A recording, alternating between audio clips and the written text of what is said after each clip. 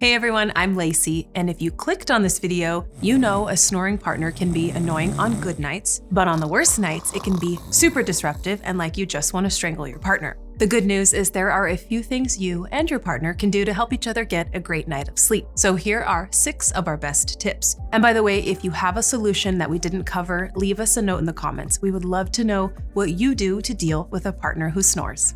First thing you can do is to make sure you address any allergies or other congestion you or your partner might be experiencing. Start by using a saline spray or a saline wash before bed. In fact, we have a great recipe for a saline rinse in the description below, so be sure to check that out. If that's not your speed, try installing an air purifier to remove dust, pollen, or pet dander. By the way, clean your sheets and bedding regularly to also get rid of those, at least once a week, depending on whether your pets join you in your bed. Speaking of cleaning your sheets, double check your detergent to make sure that it's not also contributing to your allergies. That can often be a sneaky issue we don't think too much about. 2 other things you can try. First, nasal strips are pretty popular. Place these across the bridge of your nose and they lift your airway to help reduce congestion. You can find those really anywhere, drugstores, Amazon, you name it. The other thing people are into these days is mouth taping. Now, the jury is still out on its overall effectiveness for snoring and your sleep quality, but if you do want to try mouth taping, we recommend that you make sure you're not also congested at night. Deal with that first,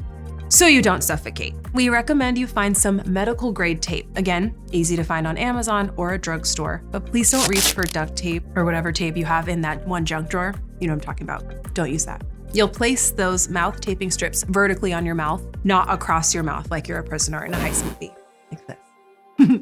Our second tip is to deal with the sound. One way to do this is by creating a wall of pillows between you and your partner that can help deflect some of the sound waves of their snoring. But also try gently readjusting your partner. Moving their pillow up or down, or gently turning them to their side can help reduce snoring. White noise is also a good option. There are plenty of dedicated white noise machines, but even just running a fan or air purifier helps. There are a lot of white noise videos on YouTube, including a few that we made, so that's also an option. Also, don't underestimate the power of a good pair of earplugs. These can create a cone of silence for you and give you some much needed relief. So those are a few things you can do right now to help a snoring partner. But sometimes all you have to do is make some lifestyle changes to help reduce snoring. And the first of those is reducing alcohol intake. Alcohol is great at putting us to sleep, but it's terrible for sleep. Alcohol is a muscle relaxant, so a night of drinking makes those muscles in your throat super relaxed, which then restricts your airway, which is what leads to snoring.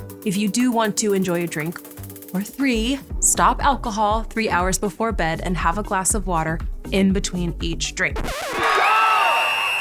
Time out! Water break! Thank you! And number 4 could be a sensitive topic, but it is important, and that is losing weight. Like I said, snoring happens when the muscles around your throat become too relaxed. And we also know that people who are overweight or tend to carry more weight around their necks tend to be more likely to snore. Losing weight, even just 10% of your body weight, can make a big difference in your snoring. Let's say you've accounted for allergies. You've tried to mask the sound. You've reduced or stopped alcohol intake. Good job. And your body weight is healthy. Also good job. Then it might be time for the snorer to test themselves for sleep apnea. And I know this sounds serious, but let me explain. Not everyone who snores has sleep apnea, but snoring is one of the primary symptoms of sleep apnea, and it is an easy condition to test for. Thanks to at-home sleep tests, you can easily order a test online, take it overnight in the comfort of your own home, and then have the results sent to a board-certified physician the very next day. If you don't have sleep apnea, then you can keep working on some of the lifestyle changes we recommended. But if you do have sleep apnea, well, the good news is that it is easily treatable, and most people who have been treated for sleep apnea say it is life-changing. In other words, what do you have to lose? Not sleep. Our final tip is this. If snoring still comes between you and your partner, you could discuss sleeping in separate bedrooms. And look, this does not need to be as taboo as it sounds. In fact, a recent study by the American Academy of Sleep Medicine indicated that more than a third of couples reported sleeping in separate bedrooms. It's a societal expectation that we all share a room when we sleep, but it is possible that to be your best self, for you, for your partner, for your kids, you need to have separate bedrooms. So while we're not necessarily recommending that route, we are recommending considering that route, or at least having the conversation with your partner about whether it's right for you. And if you want to learn more about how to have that conversation and what it might look like, we have a video all about that right here. We know a snoring partner can be really frustrating, but there are some super, relatively simple things you can do to give you and your partner your best night of sleep. Thanks for watching, everyone. Sleep tight.